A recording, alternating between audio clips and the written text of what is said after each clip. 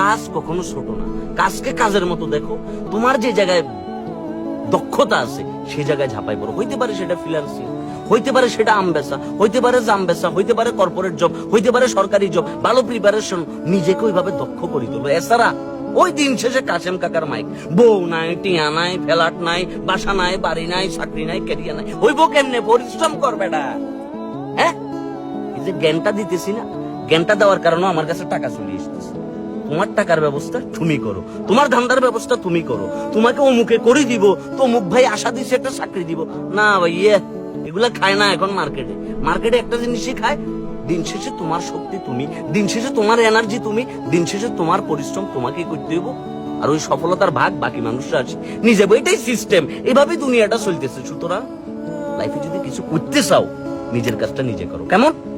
আর এই ফ্রি জ্ঞানটা ভালো লাগলে বাকি বন্ধু বান্ধবদের সাথে শেয়ার করো। বাকি বন্ধু বান্ধব যারা ডিপ্রেশনে আছে, কাতার তলি বসি ইলন মাস্ক হওয়ার স্বপ্ন দেখতেছে, না ভাই এত সোজা না।